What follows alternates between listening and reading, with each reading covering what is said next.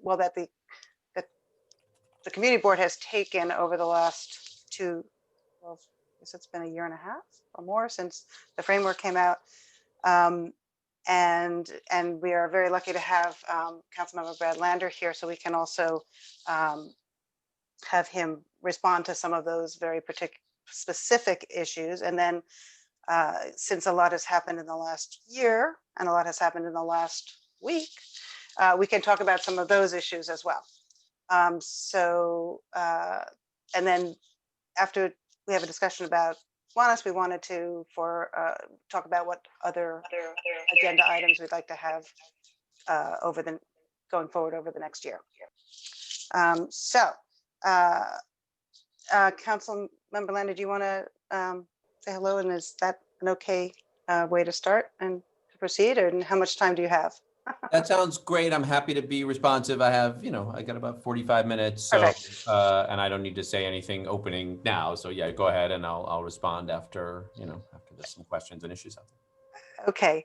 Maybe you might want to, maybe you could say a word or two about the current status of what we think about when certification would actually occur.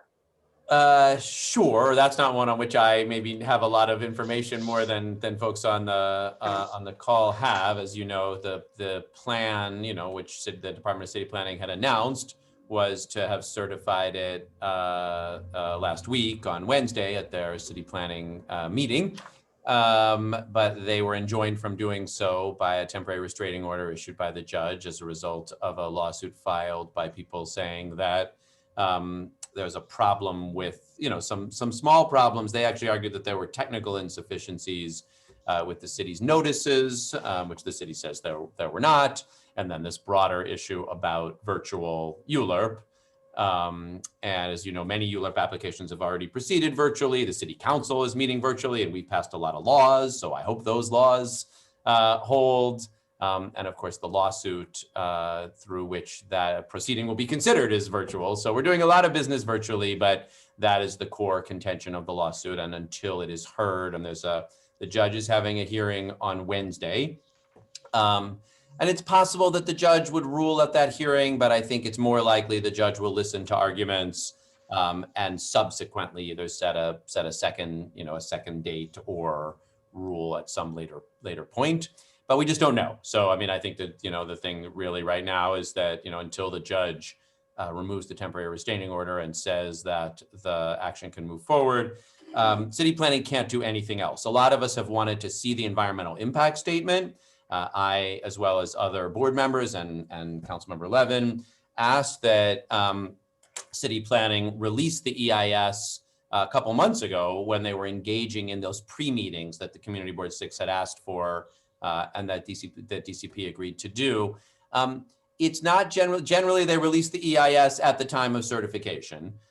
So that was what they said. We've always just released it at certification. We don't want to do something different in this action than we've done in others, although nothing would have prevented them from releasing it earlier. Unfortunately, now the judge's order quite clearly prevents them from releasing it. The judge's temporary restraining order says that city planning is restrained from certifying the application or taking any other steps in pursuit of the moving forward of the Kiwanis rezoning. And I think it's quite clear that it would be a violation of the judge's order to release the EIS, which is unfortunate because we need that data to review what the impacts are for evaluating and understanding it. But until the judge would remove that order, the EIS release is on hold, certification is on hold. That could all move quite quickly. It's conceivable the judge could say on Wednesday, after the papers have been filed and the judge reads them, that the restraining order is moved as soon as Wednesday, and then city planning could move, promptly to certify. I think it's more likely that the judge will listen on Wednesday and then take follow-up action at a future point that doesn't have any specific date. As soon as that happens, just as soon as certification happens, then the ball is in CB6's court. And it'd be nice to use that time productively as you are tonight. There's obviously a lot of information we know about the proposal, but without the EIS, obviously there's critical information that we don't as well. Right, and actually, just to let I'm not sure how many people knew, but we did, Mike had reached out to, and I believe we had DCP and HPD were planning to join us tonight to answer some questions, because we thought we would have had the, be rolling, but we're not rolling. And for the same reasons that they didn't release DIF, they couldn't come and answer questions tonight either. So, but we have Brad Lander. Okay, I so am not covered by the judge's orders. so we Community Board 6 has put out a number of statements, a number of letters. We've responded back numerous times to city planning based on a number, the proposals that they've put forward for the rezoning. And so what I did, and I put the links to all of those letters in the chat, but I distilled it down to 6 items. So I'll just highlight them, and then what I'd like is people could either put their questions in the chat, or we can just raise our hands and see how we feel about those items still today. And then also, as I said, there's certain issues have come up over the last, since I believe this was from 1220, no, is that right? 1220, 12. Some of these are 2 years old, some of them are 1 year old, some of them are, the most recent one I think we sent out was somewhere at the beginning of 2020. So as far as housing goes, this is the housing committee is here, that affordable housing is a priority. Increased density on appropriate sites is acceptable for additional affordable housing. Housing with jobs and affordable rents for local businesses. This should be part of making affordable housing viable for the whole community. City-owned sites that are slated for residential development should be required to achieve 100% affordability. As you know, that was from March, and I believe we have succeeded in getting that through on Public Place. NYCHA properties must receive a robust financial commitment to improve conditions at the 3 campuses adjacent to Gowanus, and the mechanisms to achieve this must be clear, and this is central to CB6's support. Adopting the mandatory inclusionary housing options 1 and 3, requiring 20% AMI units, which is very low income, and senior housing. And I believe we also do have some senior housing I know we have senior housing, at least at Public Place. Displacement protections must be studied within and beyond the zoning boundaries. Impact of increased real estate prices will not be contained to the rezoned areas. And there must be a commitment to the IBZ. Protection, improvements, and growth are critical to CB6's support. And there was an IBZ visioning study from October of 2019, but as of yet, we don't know how that is attached to the rezoning. And then those were ones that were most applicable to this committee. And then the further issues were making sure that the special Gowanus mix district, there is a commitment to economic and business protections for the diversity in and inclusiveness of art and culture, sustainable and resilient infrastructure, improved transit, water access and design. The waterfront access must have a viable maintenance and design component that is consistent. So those were sort of, I won't call them secondary, but I just adding those as those came up repeatedly in our letters and in our comments to the city. So I think either we can go, Brad, you can directly comment on where we stand with those issues, and then people can also add comments to these issues in the chat, and then after we've looked at that for a bit, we'll go on to expanding it to other questions and issues that have come up in the months since we've last looked at this. Okay, I think I can do this quickly. So let me just kind of tick through those issues and say on which ones I think real progress has been made, and on which ones there's still progress needs to be made. And it breaks down pretty straightforwardly. As you mentioned, Ariel, the agreement to make Public Place 100% affordable was a big fight, and the community board really pushed hard for it, won both, the meeting to talk about it, that whole set of meetings in the fall was a set of, an agreement that city planning made to CB6, I think, believing that there would be a real chance for dialogue, and then agreed to make that change. So that is a significant thing. On MIH, the council members are the ones that choose what option is chosen. So you have my word that, the deepest options, option 1 combined with 3, are the options that will be here. City planning brings it forward and says we're mapping MIH, but it's the council that chooses the options. I wholeheartedly agree that those the deepest affordability options are essential. Councilmember Levin agrees. So that can't be actually like inked firmly until it gets to the council, but everyone agrees that's what's going to happen. And you absolutely have our word. And it's helpful to have the board say so. So, we're building on something when we do it at the council. And in terms of displacement protections, actually, that we won actually a while ago. The city adopted a policy called, it was actually my bill, a certificate of no harassment, and it only mapped it in the places where rezonings were taking place. And that, there was a thought of like waiting and expanding the boundaries of that as rezonings move forward. But actually what they decided to do at the time was just apply it to the community boards where rezonings were proposed. So the city's certificate of no harassment policy is in effect for the entirety of Community Board 6 in anticipation of the Gowanus rezoning.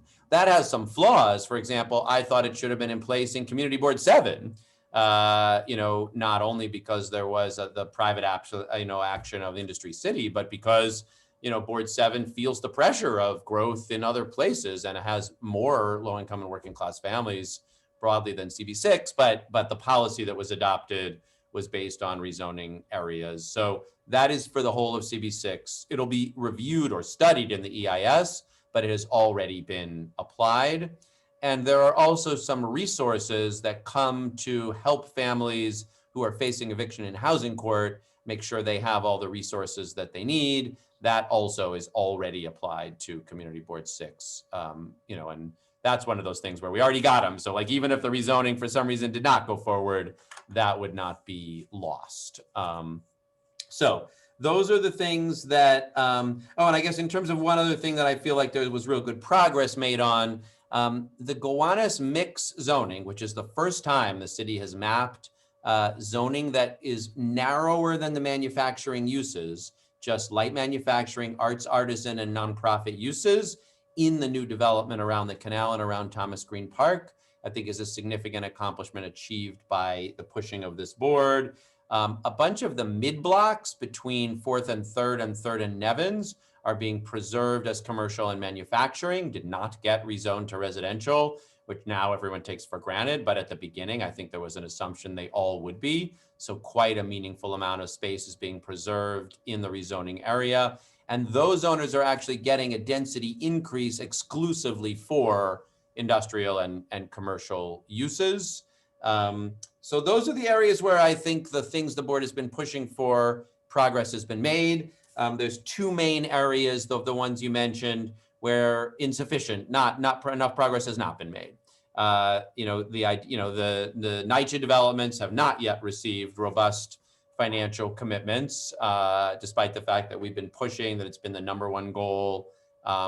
There are now there is dialogue underway. Deputy Mayor Bean and NYCHA Chair Greg Russ have begun meeting with residents and resident leadership in Gowanus and Wyckoff, and expressed an intention to make a meaningful commitment, but they have not put a dollar amount on the table to the residents. They have not committed what that will be. So it remains a very big area. What they have said is that kind of commitment in the past of capital dollars has happened during the ULURP process, that it was not made prior to certification in East Harlem where they did it, or in any of the other neighborhoods. And their plan here is to negotiate it through ULURP. We push back against that. I'll be honest, I don't like it. I wanted it already to be on the table. It's not right to make public housing residents wait till the end when all these other commitments are made earlier, even if that has been how they've always done it before. So It's still possible to win. It is how they've always done it in the past, but I don't like that that's where we are now. And I wouldn't like it if I were the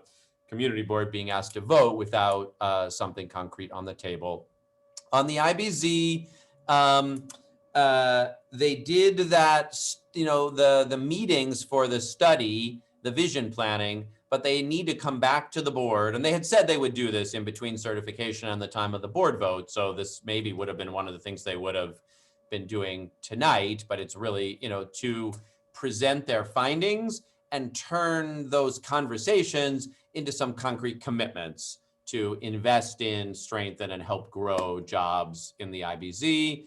That has not yet been accomplished either. And I agree that both the IBZ and NYCHA are really important goals and things that I share, the desire to see significantly improved. And I won't be able to support the rezoning if it doesn't achieve both of those goals, which it doesn't yet. What gets done by the time of the community board vote and what gets done by the time it reaches the council is always one of the frustrations of the way the ULURP process works. But this is an important moment for sure to be pushing on both of those things. Great, thank you. I certainly have some follow-up questions, but before I do that, is anyone on the committee first, and if not, from the community, have questions or follow-up questions? Yeah, I was curious whether there was any sort of, I totally agree that it doesn't make sense for EISs to have to wait until, environmental impact study, sorry, not to use jargon, to have to wait until the certification process. Is there any sort of desire on behalf of folks on city council or people in the city to change that process? It seems like it's really holding up potential evaluation. Yeah, well, there's desire on the part of a number of city planning members like me to make some meaningful changes to the city's planning process. I think, as you know, there should be a comprehensive planning approach with communities. So not every action feels like it's like reactive, but we actually take a citywide look, something like manufacturing. How much space do we want and need citywide? A whole set of issues that would be better reviewed citywide. And then, yes, there's also a desire to change some things about the environmental, the seeker process, the city environmental quality review process.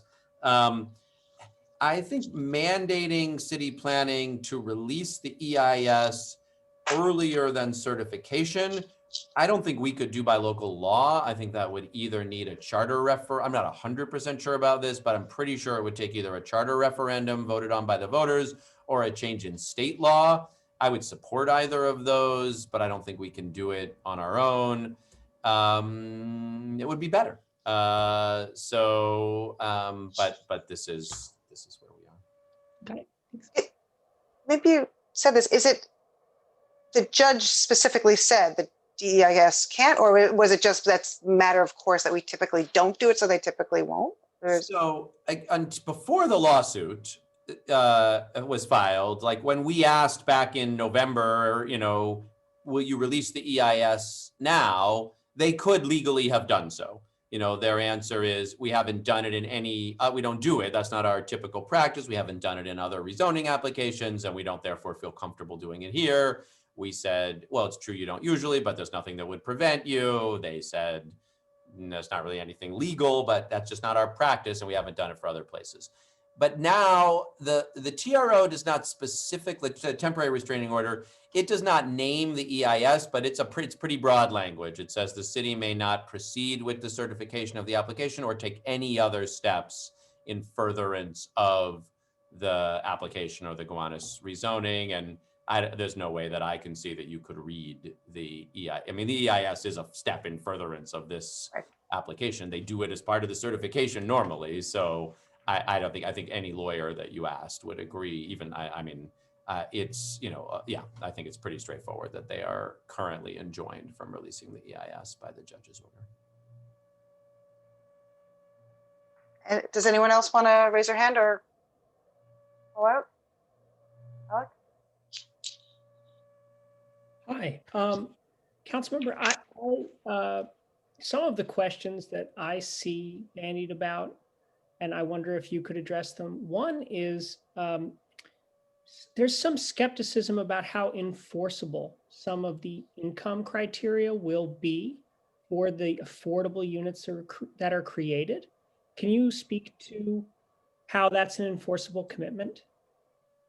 Absolutely. And this looks a little different on the Gowanus Green side on public place than it does through mandatory inclusionary housing. So I guess it bears just like clarifying that of the approximately 3,000 affordable units, about 950 of them would be on the public place site developed by the Gowanus Green team pursuant to the city disposing the land to them. So for those sites, there's a very heavy set of deed restrictions, regulatory agreements, and enforceable covenants that require the development team to abide by all of the rules. And then even beyond that, they will also be seeking city subsidies under various affordable housing programs. They're going to apply to the SARA program, which is the low income senior program, to the mixed income program, which is, there's a whole range of all the programs that they presented at the meeting. Most of those will be funded with some city subsidies. There's other subsidy and financing programs as well. So there's an extensive set of commitments that are in the deed restrictions and regulatory agreement on the land and in the financing that finances the projects. And it would be serious to be in, even if you didn't believe that the team was in the business of creating affordable housing, that was why they wanted to do it, you would be in very serious violation of a whole series of legal documents, and you would owe millions of dollars and be at fault on your land covenants. I mean, it's seriously enforceable. And the deals like that the city has done where it has disposed land, that you could look at the way things are moving forward on the Lower East Side with the Essex Crossing development, where there was a debate for many years. And I think you would see that out of that contentious fight, people are actually, and they're no patsies on the Lower East Side, that they feel very positive about the results that they are getting there. On MIH, it is also quite enforceable. You are only getting your permission to build the building at the heights that are allowed as part of your covenant, and you can't get your certificate of occupancy for your market rate units until you are marketing your affordable units. And again, there are HPD, and well, I shouldn't say HPD programs. There are affordable housing programs that have had problems. So I'll give 421A as an example. That's a state tax incentive program that I have criticized frequently. It has affordable housing requirements, but ProPublica did a study that showed real cheating in that program. I am not aware of anyone having found in the mandatory inclusionary housing program anything like that. Like, you have to show that the affordable units are online and being rented up as part of getting your certificate of occupancy. There's a robust reporting requirement. There are some cases where, the city has taken enforcement steps in a range of areas. And to my knowledge, again, there's different income bands. So if you let options, I always get them wrong, but if you let the middle income out, there's a kind of moderate, we're here adopting the low income options essentially. And then there's a moderate income option and a middle income option. And when the moderate or middle income options get mapped, the prices are pretty high. I think people wonder, are those units genuinely affordable? But that's not a problem with enforcement. That's that the decision is made in those cases to count as affordable units that, are more moderate to middle income. And that would not be the case here. Just to add to that, Alec, HPD is also invited specifically to talk about, the issues of AMI and also enforcement. And we can ask them when they come to us, hopefully next month, if not before. And if you don't mind my asking another question that I've seen around a lot, is at the public place site, there are specific environmental concerns about the history of the uses on that site and the need for really extensive remediation. And I think you hear some people essentially say there's no remediating the pollution on that site. And then, we had a very lengthy proposal or presentation from the city going through what it planned to do to remediate that site to make it safe for the uses that are planned, like housing in a school and a park.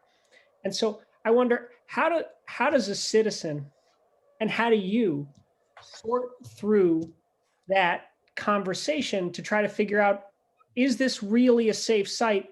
Is this really doable? And are we doing the right thing here? Yeah, that's a great question. And I actually think in many ways, what's a really useful role for the board at this point is to be framing what are the questions we really need answered well through the EIS when we see it, and through enforceable, meaningful, it when you're holding it in your hands and can look at it kind of answers.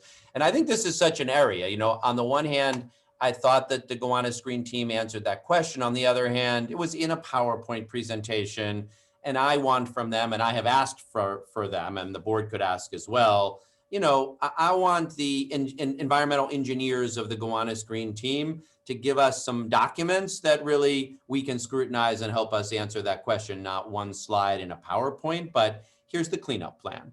The one thing they said on that call that I don't have reason to doubt is that, coal was gasified at Stuyvesant Town, just like coal was gasified at Public Place, and that this site, while it absolutely needs to be contaminated, is contaminated in a way that plenty, we gasified coal like a century ago. So there are a lot of coal gasification sites that have subsequently been redeveloped. So I would like to see sort of a list of what those are.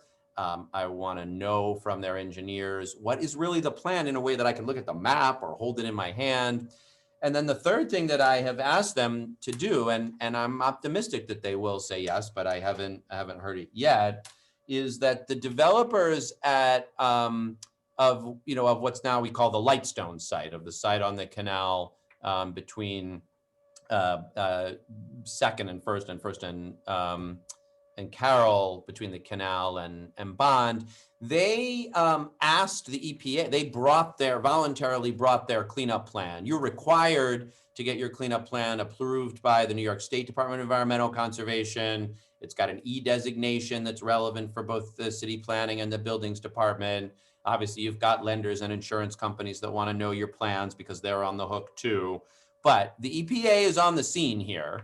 And so the Lightstone developers brought their plans to the EPA, and the EPA made comments and actually suggested some additional remediation work that cost those developers additional dollars, and they did it.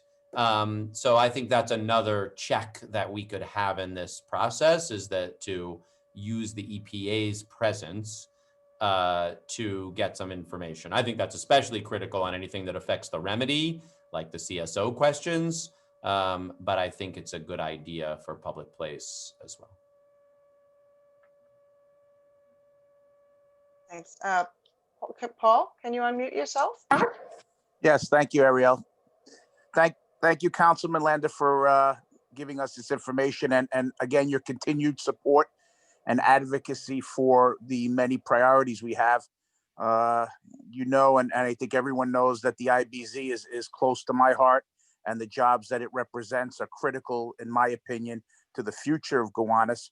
And so my question is, I've been asked to put a few bullet points of what we feel as an IBZ community would be important to see come out of the conversation we've been having. And I sent that to Ariel and to your office, and I think to other CB6 members and our members and our board. And I was wondering how you see those bullet points coming out of conversation moving forward. I know NYCHA has obviously city agencies working on that, but the IBZ is sort of an informal non-city entity. And so how do you see these recommendations that we put out, or the bullet points we put forward, as our most important takeaways from this moving forward in a conversation with city planning, your office, the community board, and the community overall? Thank you, Paul, and thanks for your leadership, in fighting doggedly for the IBZ. I think everyone on this committee and the board really cares about it, but you have just been its champion. So, and it would not have the leadership or the priority or the clarity without it. I'm going to divide that question into two categories. One is things that are more like infrastructure investments and need dollars. And so I know there's been some discussion of better broadband access for the businesses down there. Obviously, there are the ongoing flooding issues. So there's the Third Avenue and trying to make sure that it is works better as a truck route to serve the businesses down there. Things that could be done now, whether they would cost some money or whether they would be infrastructure decisions, like certain kind of routing decisions on Third Avenue, that could get made now.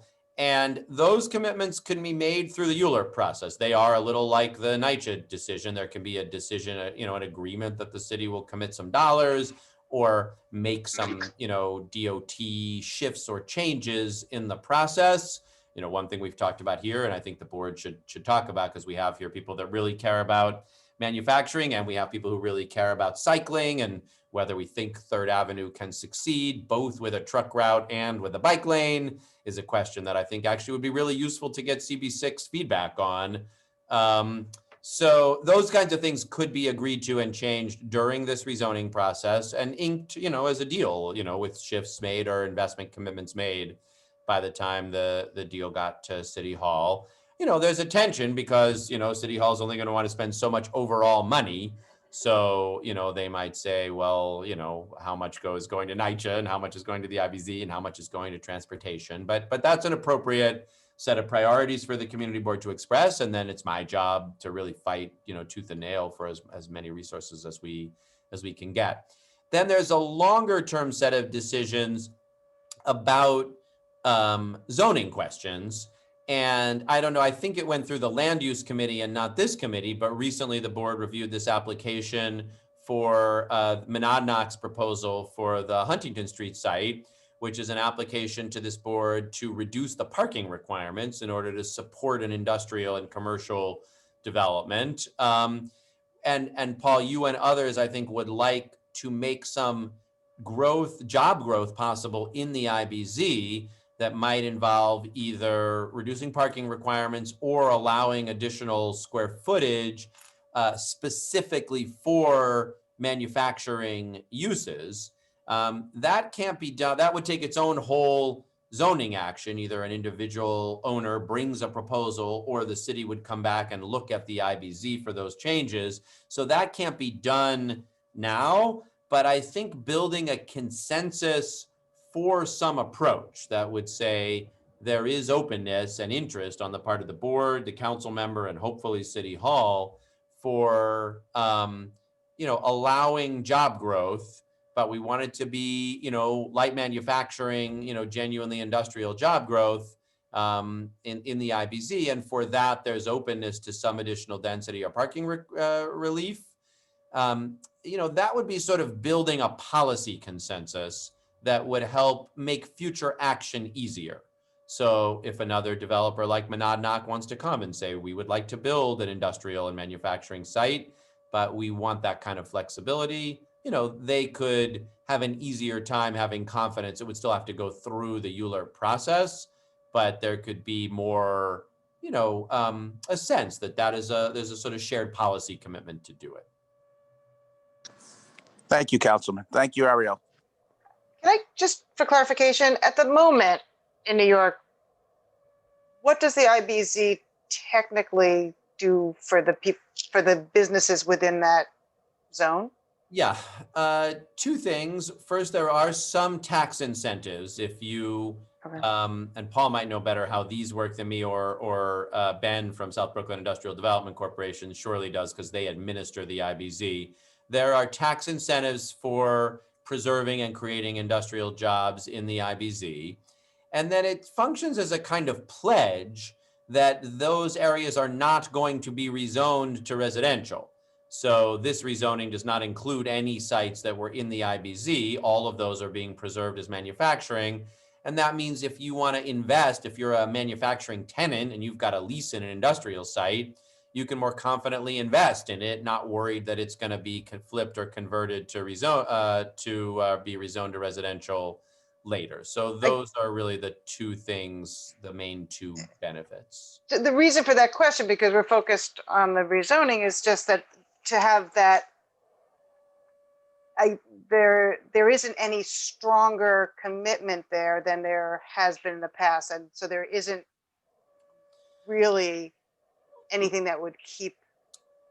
Look, If somebody, there's nothing in writing that keeps it. No, We look, didn't get any at the moment. We don't have anything stronger to no, support. and what Paul and I wanted, and you, Ariel, too, and a lot of us wanted at the beginning of this, was to try to offer for IBZ owners something like what those mid-block owners, so on the mid-blocks in the rezoning area that are not getting rezoned to residential, they are getting this offer. You know, you can build some additional manufacturing and commercial space.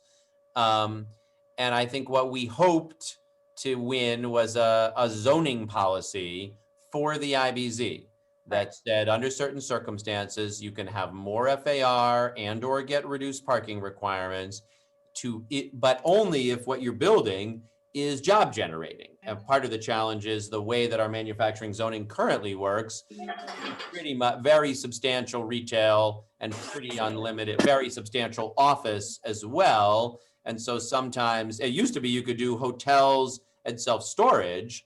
Lots of us fought to get it. And that meant that our IBZs were getting, and our manufacturing zones were getting wiped out by hotel development, self-storage facilities, retail, and office. And we have some of that in the Gowanus IBZ. That last self-storage facility snuck in before that change got made.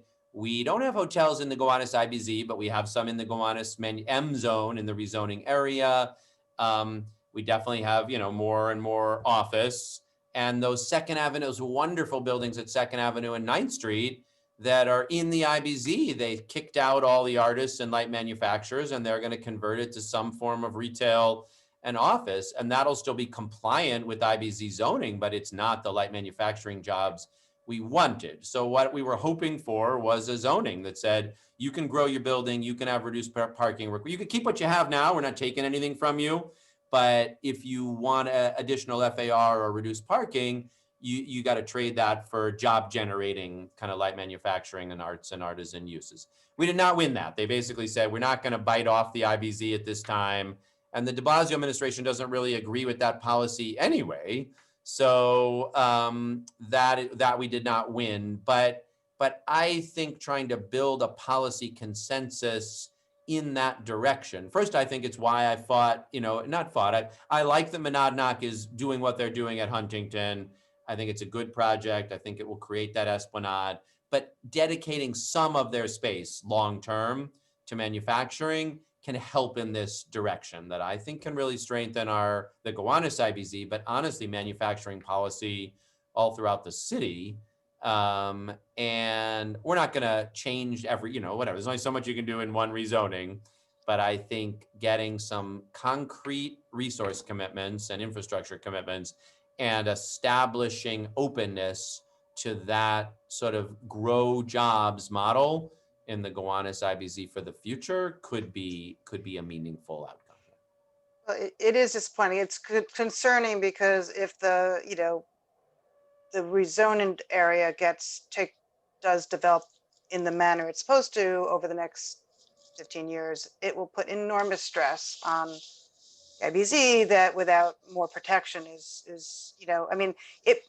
things change, maybe it needs to change eventually, whatever, but at least for now, the kind of growth that you're talking about, that Paul's been fighting for, that would be at risk. So. Anyone else have question, comment? I haven't been checking the chat, so I don't know if there's any questions in there. If there aren't, I if you don't mind, council member, I'm here. So. Another thing that you hear often expressed as a concern is the infrastructure investments that are being made to deal with combined sewer overflow. And there's been particular activity at the CAG and with the federal government recently with respect to the city's plans. And I wonder if you could speak to the state of play right now. For sure. And I don't want to be too much a broken record of saying we need to see the EIS and then we need the EPA to weigh in. But in some ways, I feel like on this, that is the, so this board, and especially on this, I want to give a special plug for Congresswoman Velasquez, who's really been just a strong leader on the bottom line requirement that future development cannot increase sewage into the canal. Like that's a non-starter. So from the beginning, this board set that as a real bottom line. The Gowanus Canal Conservancy has been a really strong leader here in saying there are tools that can make sure new development actually works in the positive direction and not the negative. And so what the city did and some of this they were doing citywide anyway, and some of this was in response to that advocacy from this community, was develop a new citywide stormwater rule. There was an original rule adopted in 2012 that before that, there were essentially no obligations on site developers when they built to retain their stormwater on site. In 2012, some obligations were put in place that now cover new development. And there is now the new 2021 rule, which the council actually voted by law to establish back in August. And now DEP is promulgating the rule that will go into effect later this year. So it would be in effect before any new development pursuant to the rezoning could start. And what it does is gives developers of sites over 20,000 square feet a significant set of obligations to reduce their stormwater runoff. And I'm going to say a little word about it here because I find this very confusing. And so because I think the first thought is, well, look, if you're building a lot of new units with a lot of new toilets, of course, that's going to increase the sewage into the canal. But here's what you have to understand about how CSOs work. On a normal day, when it's not a heavy rain, our system works fine. We flush our toilets, that water goes down into our pipes, and that heads to the wastewater treatment plant where it's treated. And on a non-rainy, non-storm day, everything is smooth and nothing is going into the Gowanus Canal or Newtown Creek or the Hudson, or the harbor. But during heavy rain events, when the water is coming down hard and all that storm water is rushing into those same pipes, that's why we call it combined sewer system, then are the toilets we flush and the rainwater are all rushing together. And because our wastewater treatment plants use a digestive or an anaerobic process, they would get overwhelmed. And so what happens then is the city closes the gate at the entrance to the wastewater treatment plants. And that's when the outfalls that dump combined sewer overflows go into the Gowanus Canal, Newtown Creek, Coney Island, and the harbor. So the trick is reducing those stormwater events. It's not about sewage on a normal day. It's about preventing heavy stormwater events from overflowing the system. So what you do is build high-level storm sewers to capture the rainwater and keep that in a separate system from the sewage. Or, we did some of that. That's happening throughout the Gowanus area, right? There was a first phase and a second phase. And then you say to the owners who have large land, instead of having the rain fall on your sites like it is now and go right into the storms, you have to hold it on site. You can do that in a green roof. You can do that with tanks. You can do that by using just small outfall, small outlets into your outfall sewage pipes. But you must keep the stormwater on your site past the time of those rain events. And if you do that, then your sewage will not be flowing out, and you'll even reduce the number of storm events modestly, because now instead of your stormwater going right into the sewer, it's being detained on your site. And so those increased requirements, according to the DEP's analysis, will actually achieve the goal that even with the build out that's projected, there will not be increased pollution from the new development as a result of CSOs into the Gowanus Canal. That information is supposed to be detailed in the EIS. Like that, everything that I just said is what they've told us, but you can't check it till you see the data. So we need the EIS. Now, I'm not going to be able to read that data, even when it's in the EIS. this is another area where I think the fact that the EPA is involved is very valuable, because they care about the Gowanus Canal Superfund remedy, and they're going to be able, and we're going to ask them to. I mean, I think they might do it even without asking, but the elected officials in the area are going to ask the EPA to take a look at the EIS, to review that the CSO data, and confirm that it is consistent with the Superfund cleanup, that it doesn't pollute the remedy, and then we get the clean canal that we all want. So I'm sorry, that's a long answer, but I feel like it took me a lot of time to try to understand how it works. And I really do think that having the EPA join the other agencies and taking a look will be a really good way for us to be, to be real about it. I believe the DEP's engineers, but I think with the EPA's looking at it as well, we can have a really increased level of confidence. Thank you. I did have a question on one of your responses earlier, in terms of the NYCHA development and commitments there. You mentioned another rezoning, I guess was East Harlem, where they did end up having some commitments. So does that sound like a template for the kind of thing they might do here? And is it something that was successful? And did they get what they were seeking? Yes. Well, I don't know if they got what they were seeking. They got what they wound up with being promised. So in that reason, in the East Harlem rezoning, now East Harlem has a lot more public housing than Gowanus has.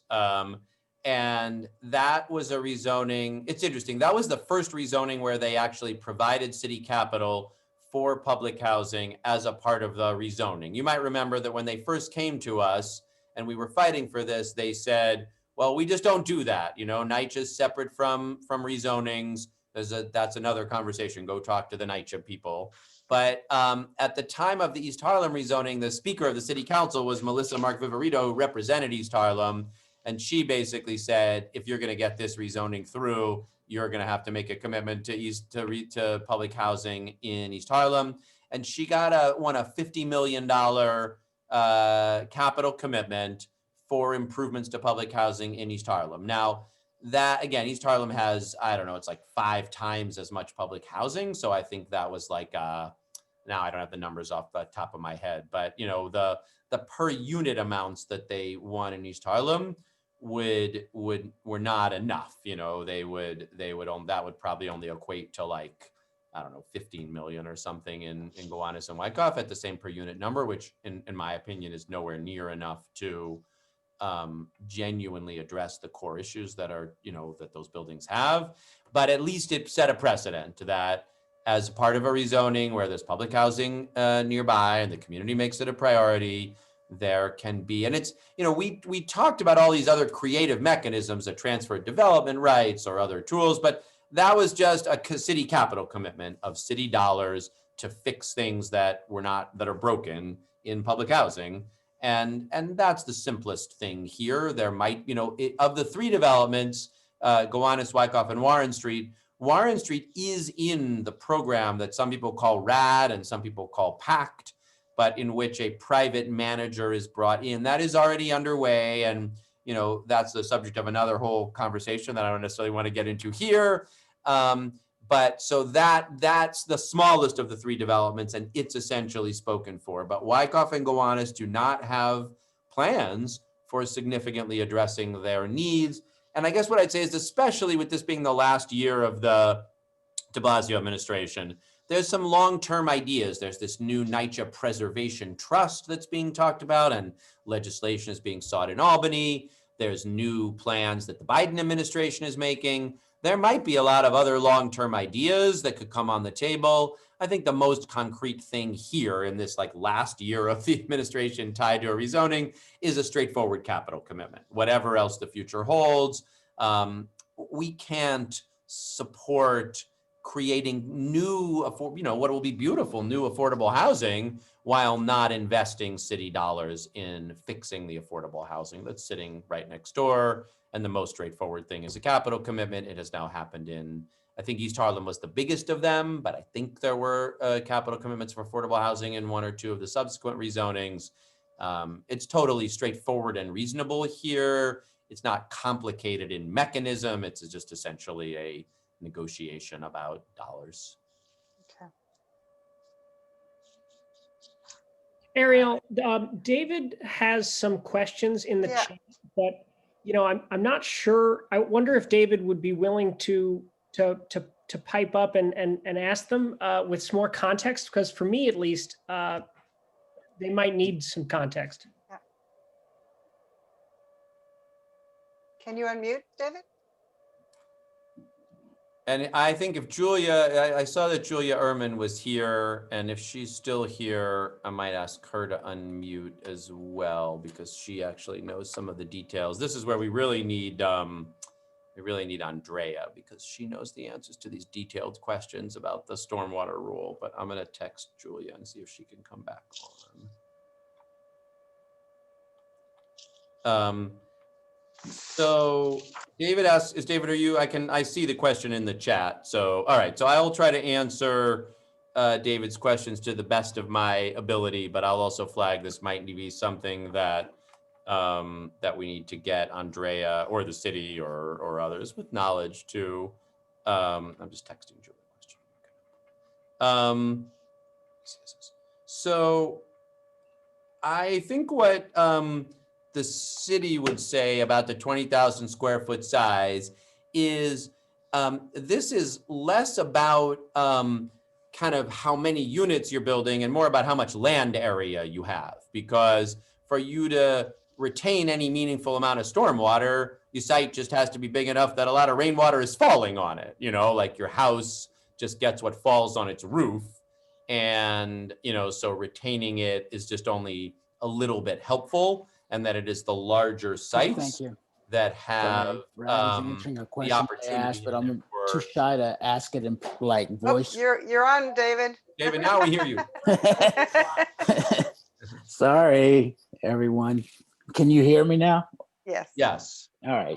So no, I understand that we're talking about the size of the footprint, but often many development and construction jobs are much smaller, and so in the aggregate they might have more of a damaging effect, or to the sewage system than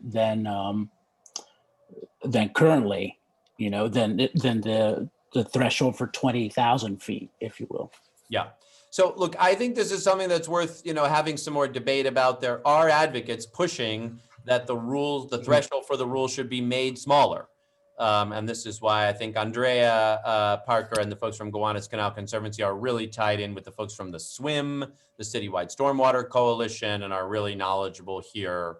And, if that is, so I think it's worth getting some more information on. I think it covers a significant majority of the projected development sites in the Gowanus area, but I think it's worth a closer look at the map and a conversation with Andrea and some of the other experts to understand whether that's the right size threshold or whether, and the rule has not been finalized. So there may be an opportunity to push. May I just bring up another pet sort of thing that I've forever been concerned with, and that is to take the manufacturing or IBZ zones off the grid through a solar plus storage effort that would at least it get us off the grid, and then that would add to the greater climate change efforts. I love it, and I think if you guys, sadly, it's been a while now. Well, whatever, the regular F train trips are fewer than they used to be. But sometimes, if you look, you will see a very substantial solar array on one of the big manufacturing roofs in the industrial business zone. That's Architectural Grill, which is one of the great manufacturing, longstanding businesses in there, and they have a ton of solar on their roof. But having talked to Stephen, for a range of reasons, it's not as efficient as it could be. He's not allowed essentially like this sort of community aggregated solar model. And you can't use, the fire department has a whole series of issues around battery technology. Right, and some of those could be reviewed. Yes, I think it's a great, I mean, this kind of goes to sort of the things Paul is working on in terms of prioritizing, priorities for the IBZ and what we want to push for. Yeah.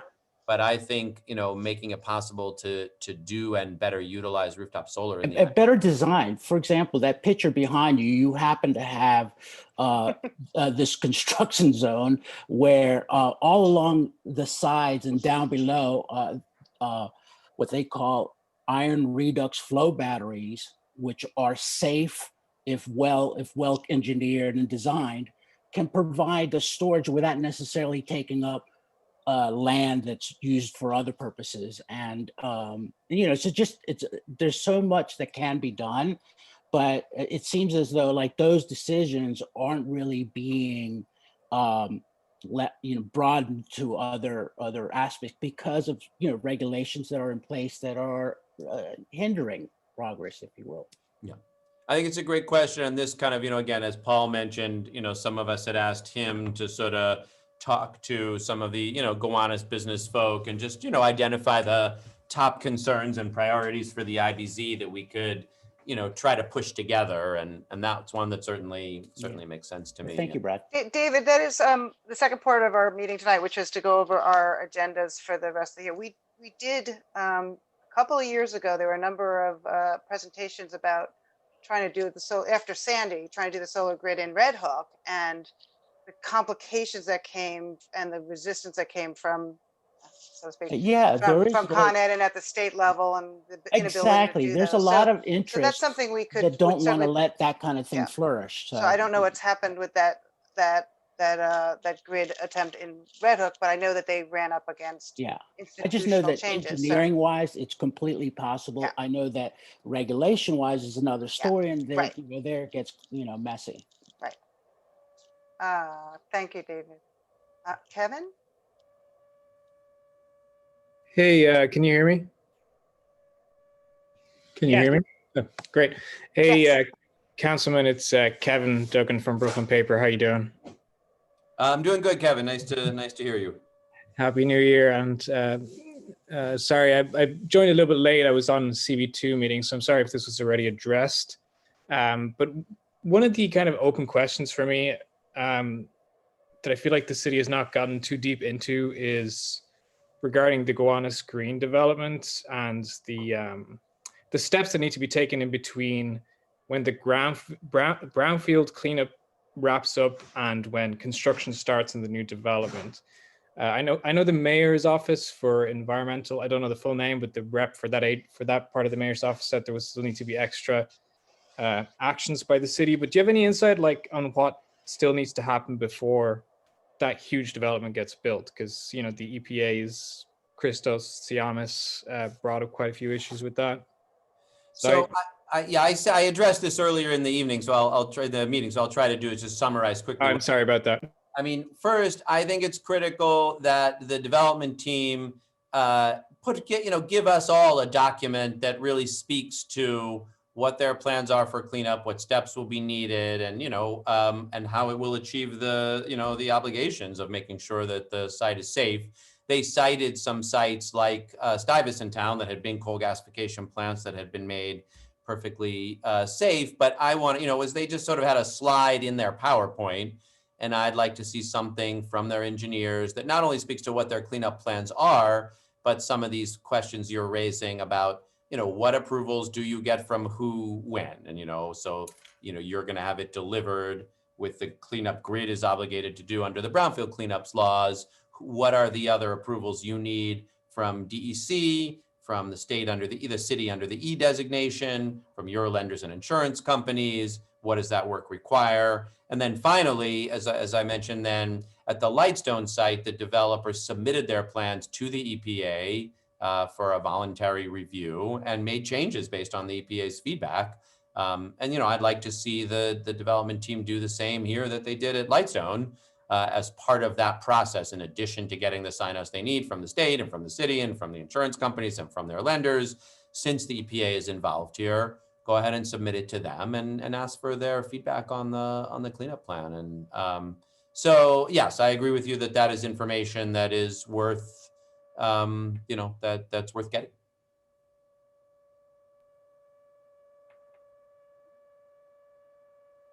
Thank you. Any other questions for Councilmember Lander?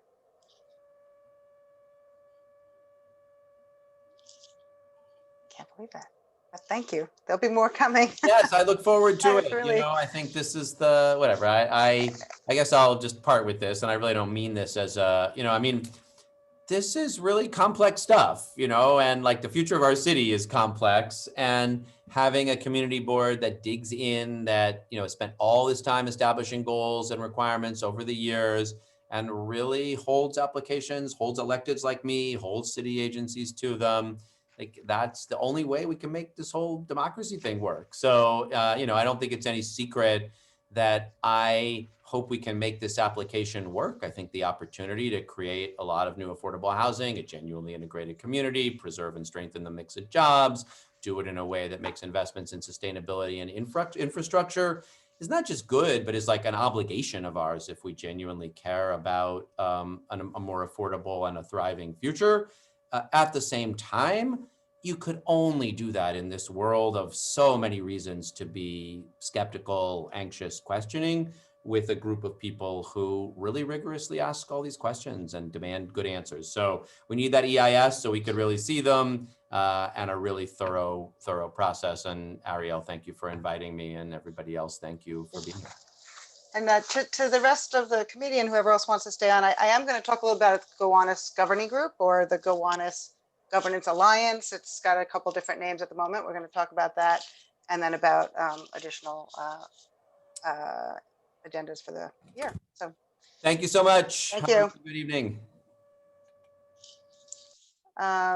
So for those on the committee, I just wanted to, one of the things that was for all of the issues that we highlighted and have highlighted as a community board, there is the question, and I think someone brought up, Alec, maybe you did, about, well, how are things enforced? And we're not necessarily able to enforce, you know,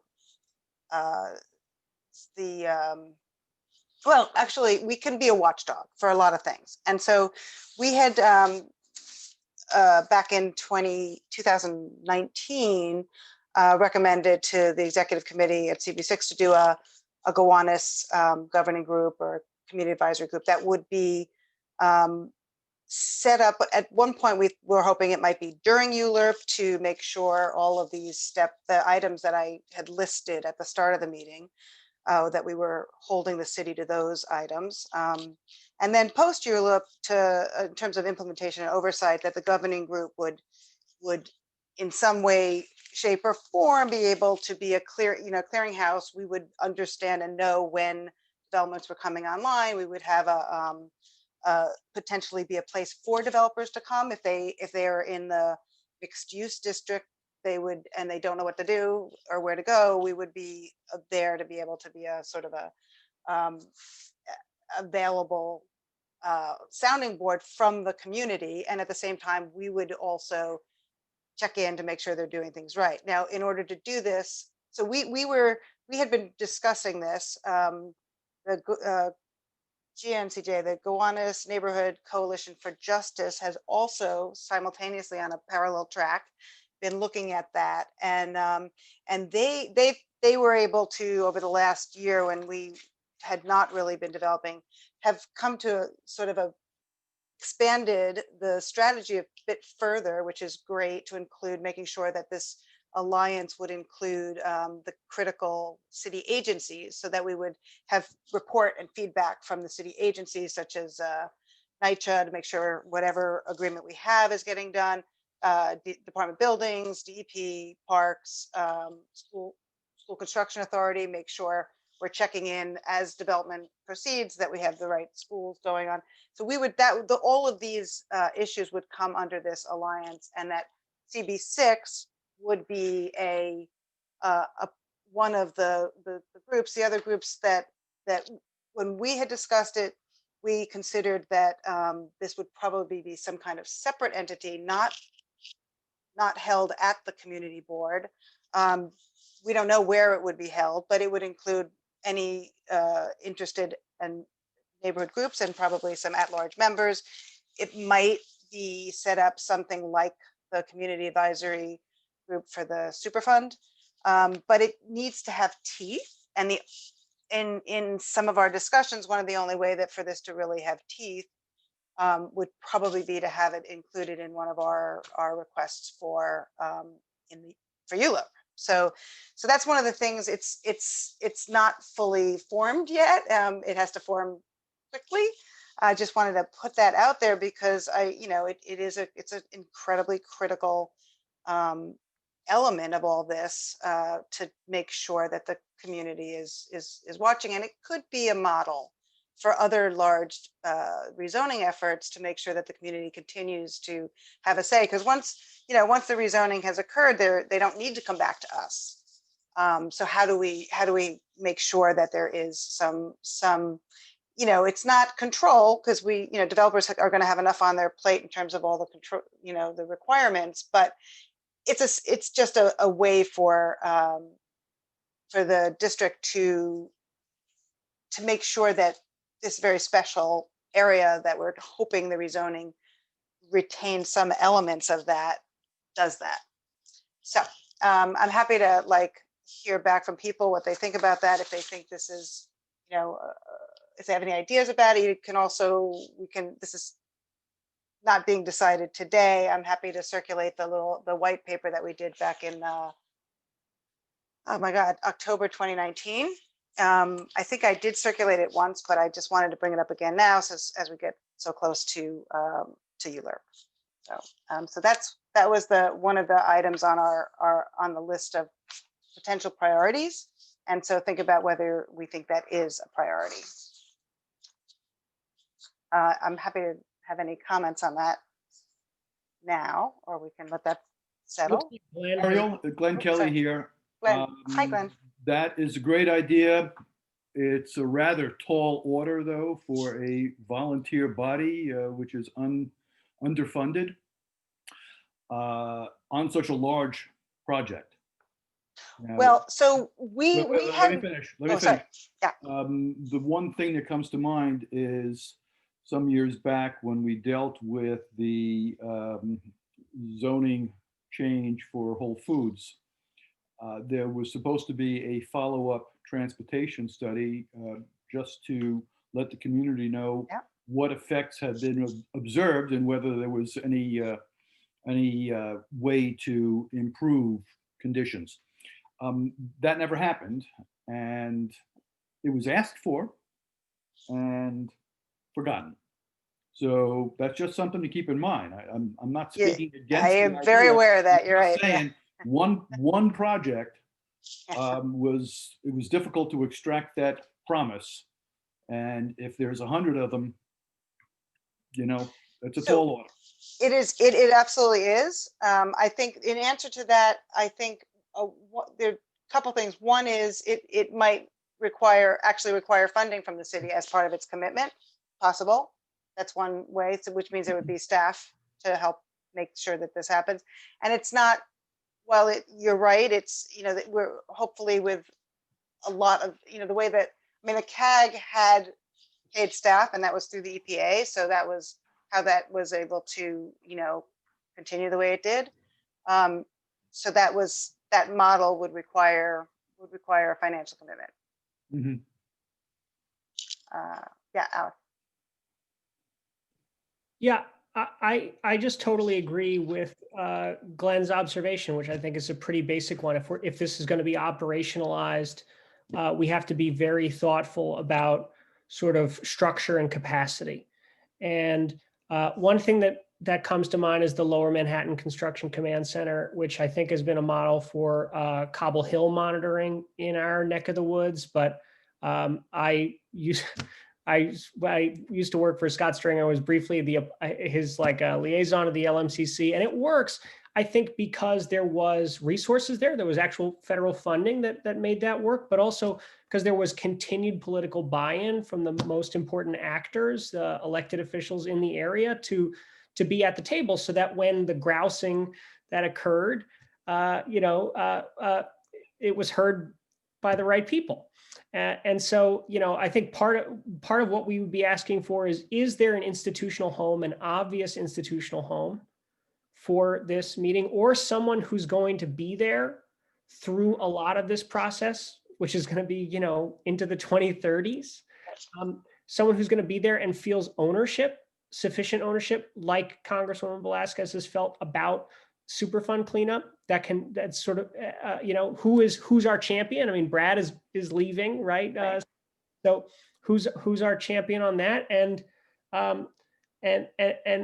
you know, if not, then is there an obvious institutional home that already exists? And so I would not be so quick to rule out that the community board would be the formal home for this idea, because at the very least, there's a city budget line, there's a district manager, there's an assistant district manager, there's elected officials are accustomed to coming here and hearing us kvetch and trying to answer.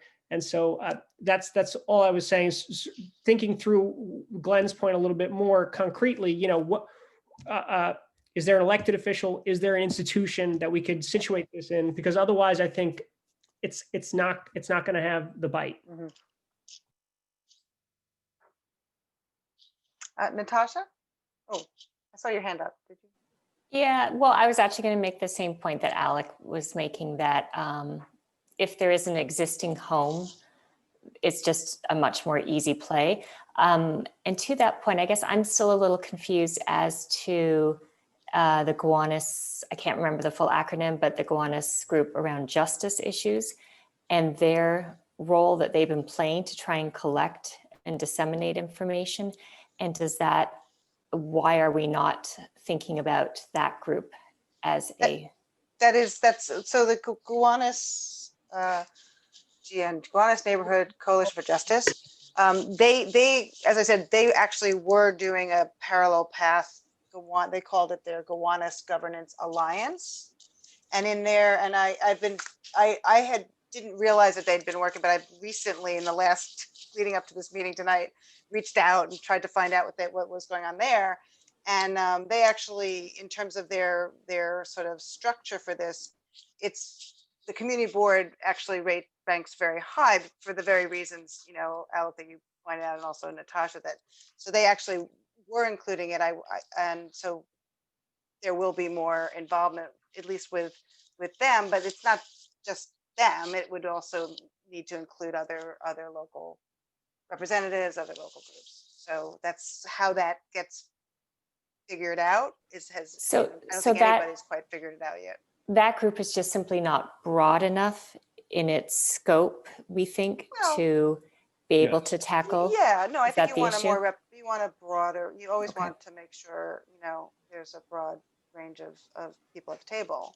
So, I mean, I'll just give you I think what they have in terms of there's people who live in the various NYCHA properties, people who live in the Gowanus neighborhoods, other community organizations, local landowners and developers. So it would need to be more than just GNCJ and the community board, but how that gets, I mean, that's why, you know, it's unwieldy, and it would require staff to make this work, I think. I mean, I think that's you know, initially when this started, the initial idea was it might actually reside just as part of the community board.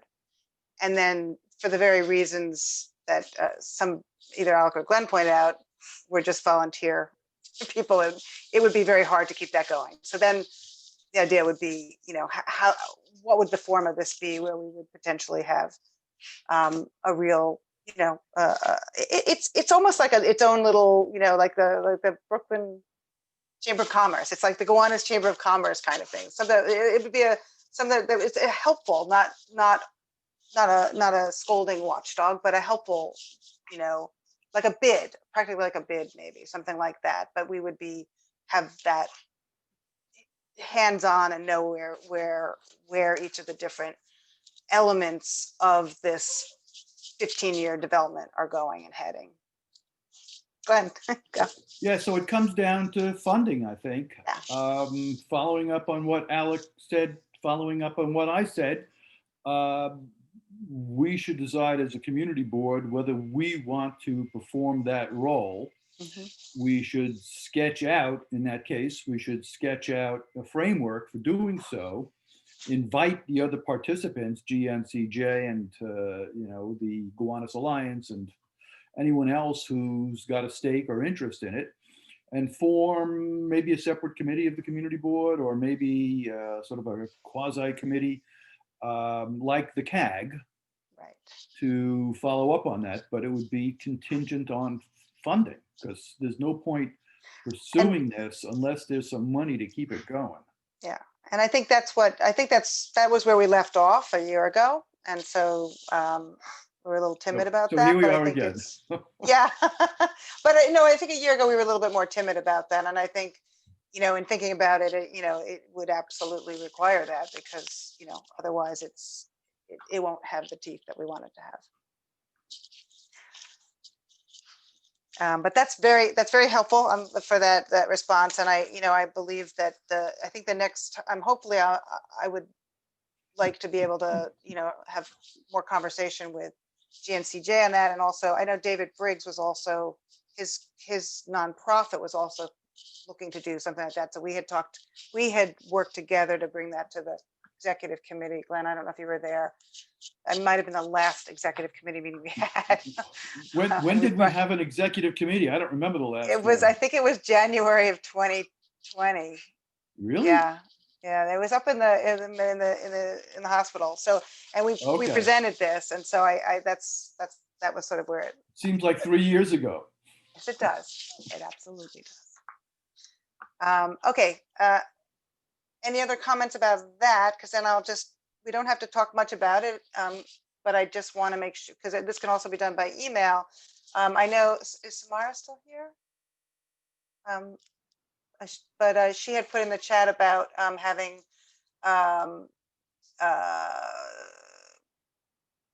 leaders of the NYCHA tenant leaders come to the committee, which is something that was on our agenda also like a year or so ago, but in particular specific to some of the issues that we keep talking about. I think that would be a great idea. And spoken as the housing chair, I would like to see that. I would also, I think, I feel as if we have not necessarily been as, there's been a ton of work going on at Red Hook houses and an awful lot of grievances there. And I don't know if maybe the district office has been dealing with it, but I don't know. We have not really focused on that.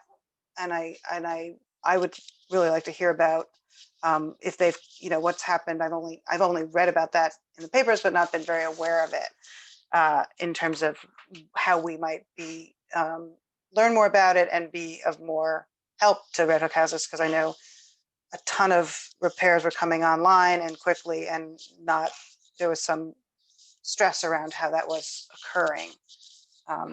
So that was something that I was also interested in, since that's in our district.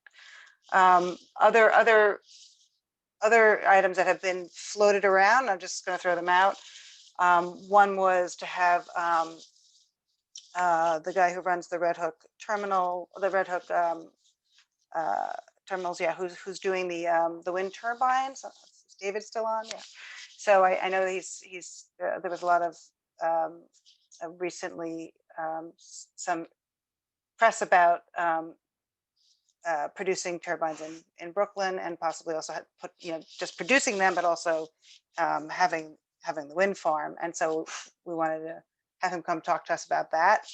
I think, another issue that sort of relates back a little bit to Gowanus, but also district-wide, is once a year we bring up the responsible development policy. We did review it in terms of the new rezoning, but we never put, that was another thing that happened at the very last executive meeting, but it didn't get finalized. And one of the other options that we have, and I meant to ask Brad when he was online with us, was about community benefits agreements, because there are some very interesting potential uses of community benefits agreements, specifically for some of the Gowanus mix spaces that could be, we could potentially help to engineer and help, strategize around that. I know another idea here, which is from a year ago, but maybe Natasha, you want to, there was, we were sort of gearing up to do a small business committee, and maybe there's something else, some other information coming forward around the issues of how our small businesses are doing. Rick, unfortunately, was not feeling well. We hope he's good, but that was something that I hope we can come back to shortly. As you know, we did a lot of work towards that over the summer, and just follow up on that. And then waterfront development is Can I always just say a quick thing just on that? Yeah, I've kind of just been purposely not bringing it to the committee, only because I realize that Gowanus has to be the priority and there's only so much bandwidth. There's a ton of work happening as regarding small business advocacy. Most of it's playing out at the state level in terms of trying to get the right kinds of resources out down to the city and local levels. But so there's a ton to say on that, but I've just been very mindful of what the committee can take on, but it's always, that's my passion. So when I feel like it's an appropriate time, I would love to bring that back. I think what is the community board has, what, 60 days or 60 days. 60 days. So yeah. So yeah. So I mean, we could play with this. This year we actually started up our meetings over the summer, and we did quite well. Maybe next summer people will be able to travel. We won't do that, but we can look ahead. So certainly it would be nice to plan out our meetings enough in advance that we can also, and for some of these, you know, it would, we can also do joint sessions if makes sense. Like for instance, if the looking at environmental issues makes sense to share with.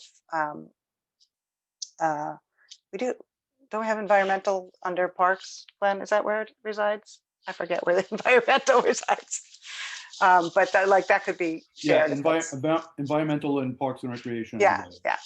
So those are the ones that were still listed from last year. So if anyone, feel free to either email. You can speak up now. However you. Yeah.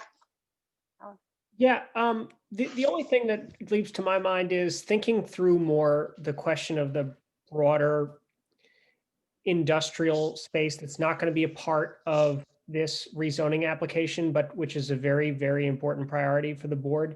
It may be that we get the city to, or we include in a recommendation on this ULURP language about what dealing with the broader, IBZ should look like.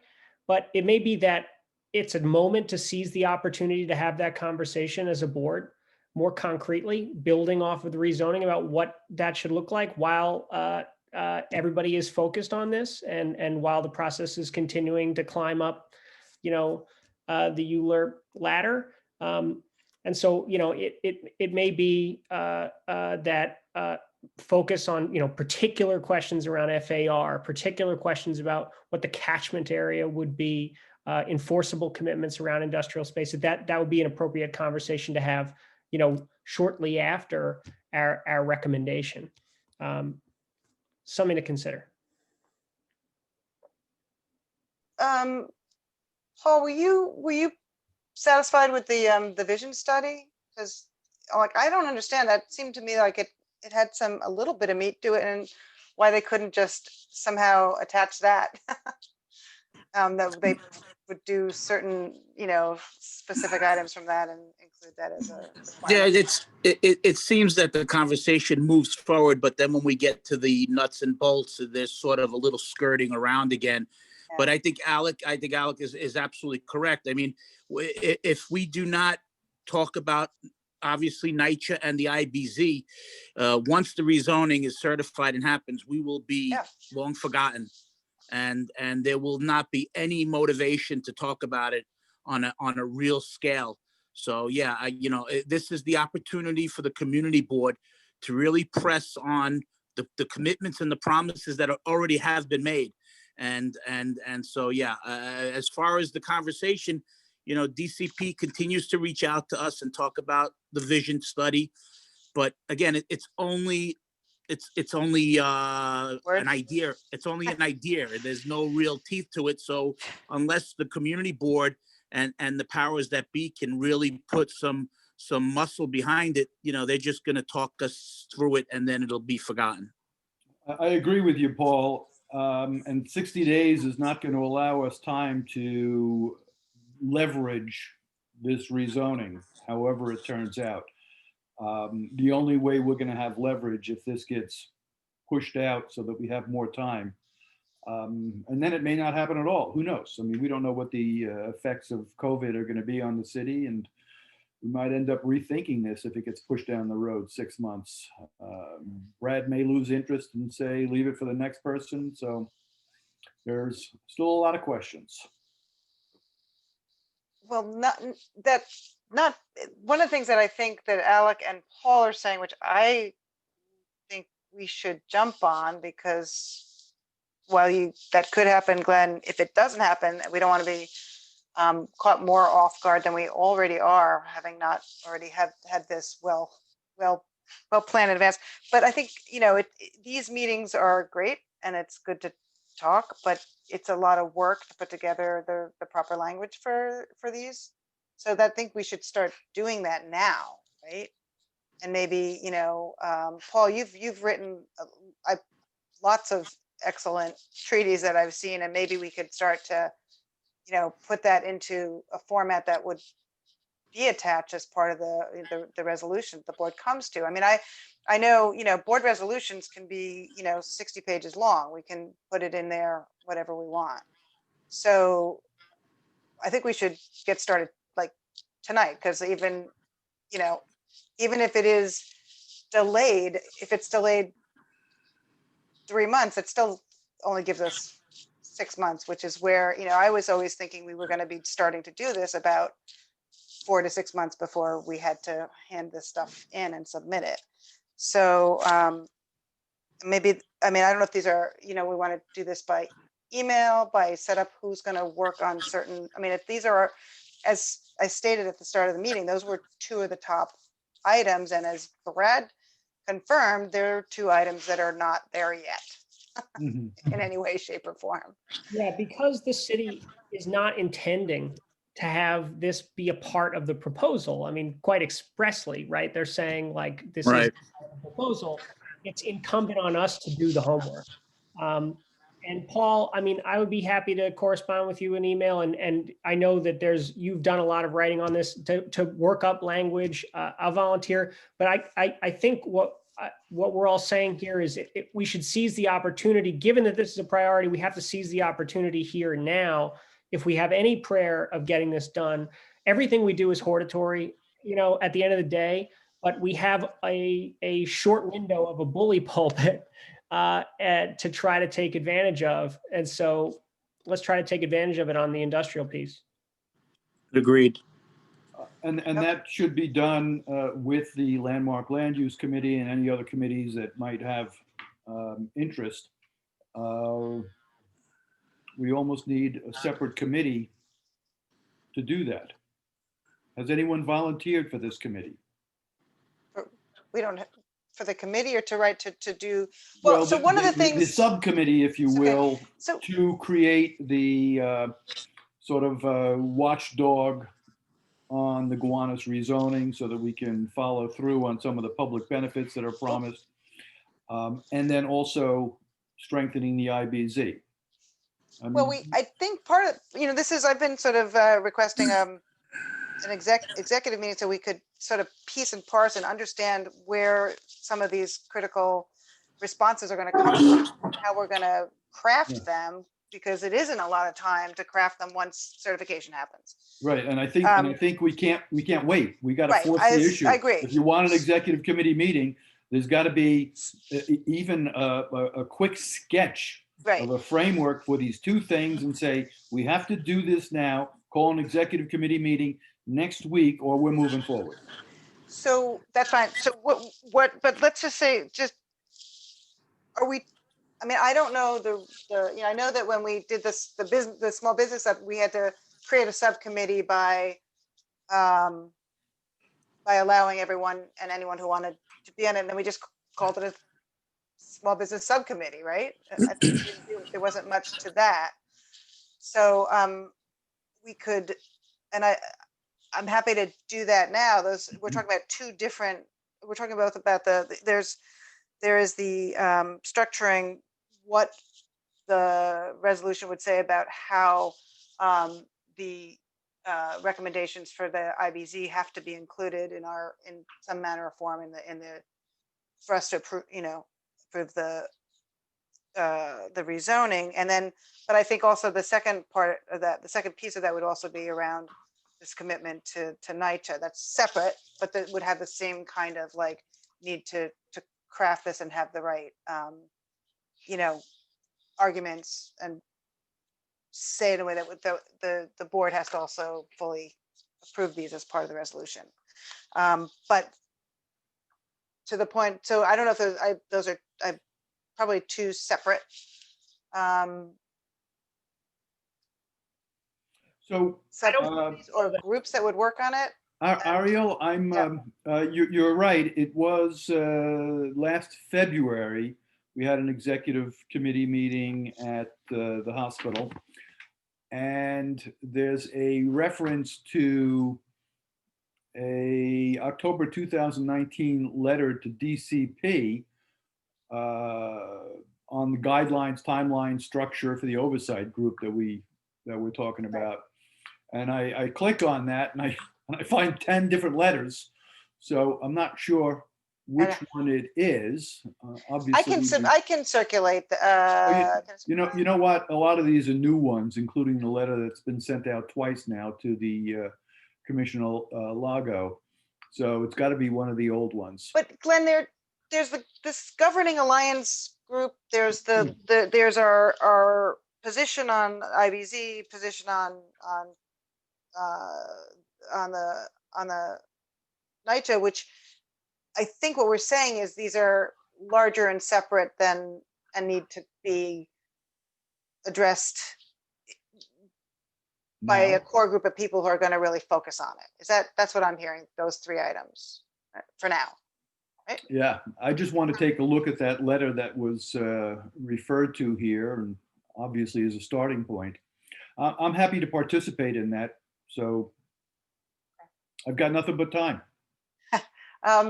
Paul, I see your hand was up. Sorry. Yeah, I don't know if this is a little off topic, but one of the things that we were always asking DCP for, and we all know how quickly the world changed and what an EIS covered and what it might not have covered given all the recent quick changes in our normal lives.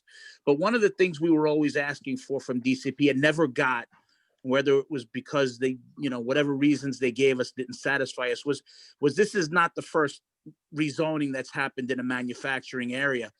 And we wanted them to be able to give us some idea of overall how the rezonings affected the manufacturing areas that remained in those neighborhoods. And we could never get that, whether it was because they said it was out of their purview or they didn't have the funding to do it.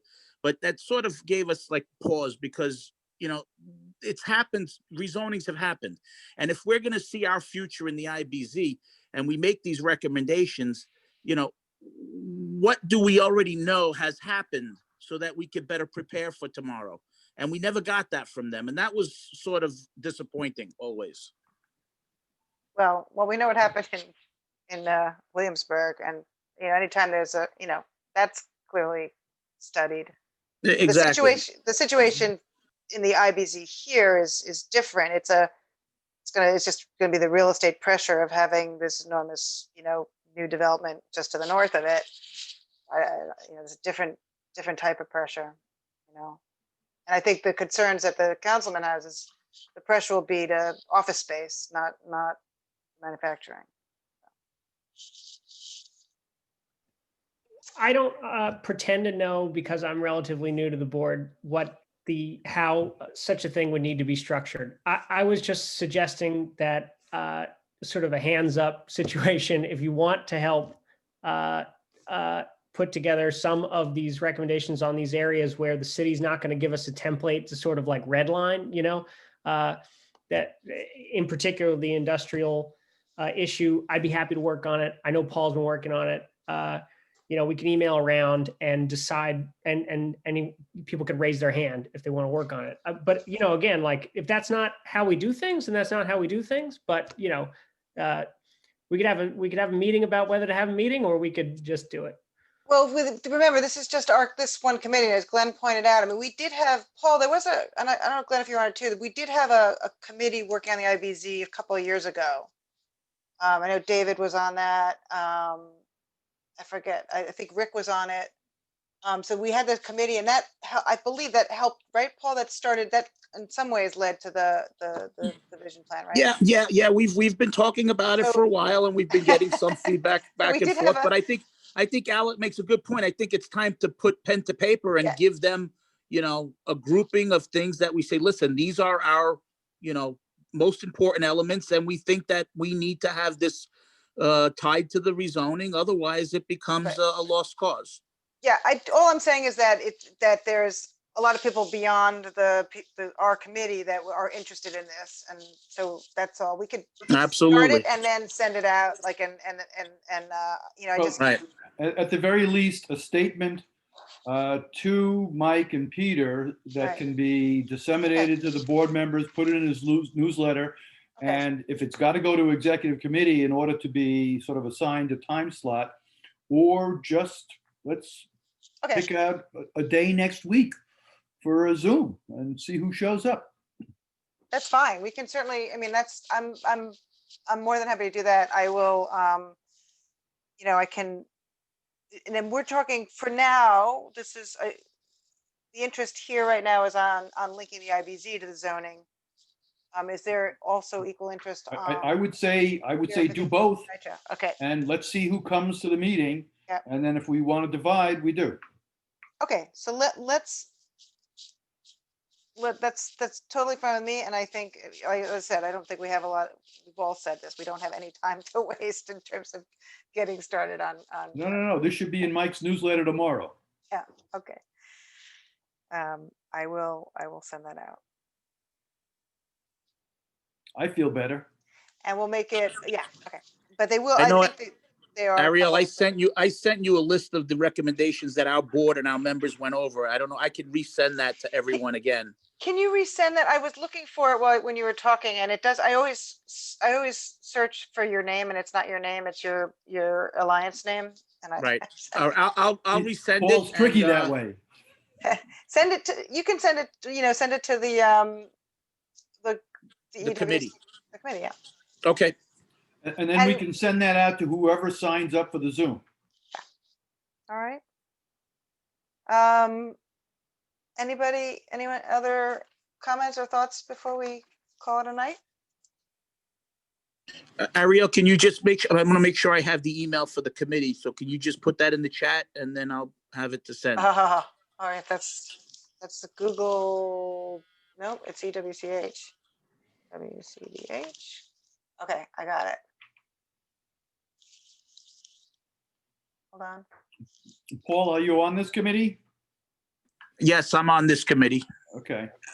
So you have mailing privileges. Okay. Okay. Oh, is that how it works? You can only.